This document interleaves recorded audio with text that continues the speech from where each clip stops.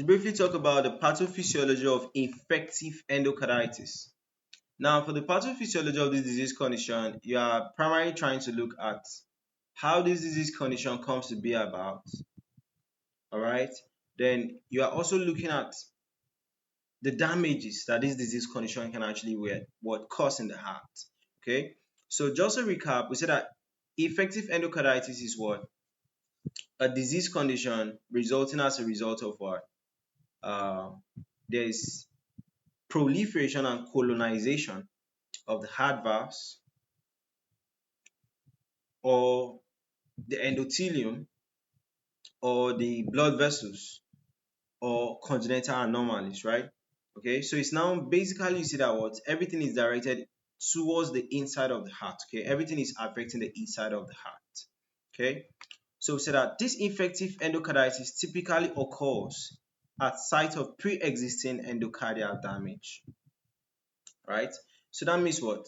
If you are seeing somebody with infective endocarditis, it's most likely that they have one underlying heart problem. Okay, so virulent or aggressive organisms like Staphylococcus aureus may cause infections in the normal heart. The areas of endocardial damage due to high pressure jet blood. Okay. Now we're just trying to look at the examples of areas, okay, that could be damaged. So if there's a ventricular septal defect, there's a mitral regurgitation, there's an aortic regurgitation, all right? All of these are hemodynamically was insignificant, okay? Which are hemodynamically was insignificant and particularly was susceptible.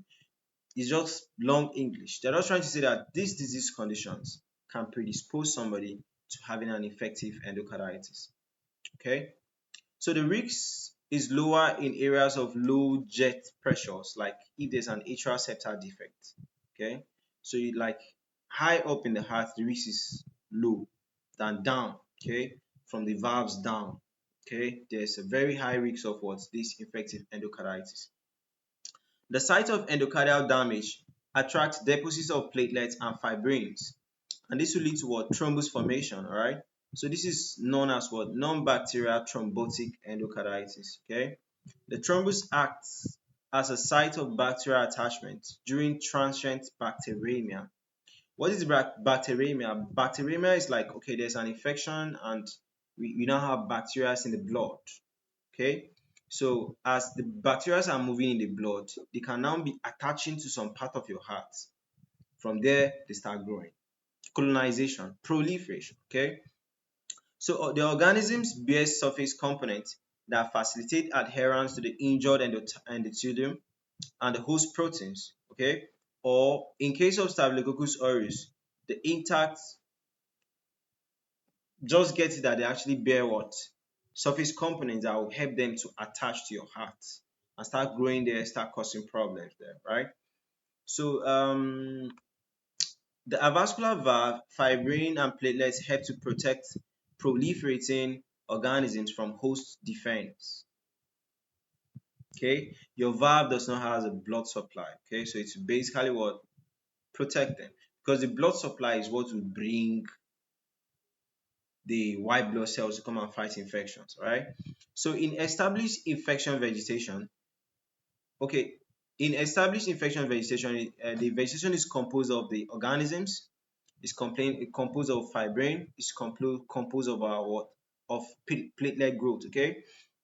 And this can lead to what? Obstruction or embolism, or it could also even lead to destruction of adjacent tissues, right? So if you see a vegetation is like, this is a vegetation. Can you see this milk color stuff? Trying to show where the microorganism is growing, okay? If you see a vegetation is composed of the organism itself, the fibrin and platelets, okay? So valve regurgitation may result or even increase as the disease is getting much more crazy, okay? So extracardiac manifestation result from emboli or immune complex deposition, splenic or kidney infarction, or immune complex glomerulonephritis may also be seen at autopsy. That's like if the patient dies and they do an autopsy, you can see like splenic or kidney infarction. All right. So I think that's it for the pathophysiology of what? Infective endocarditis.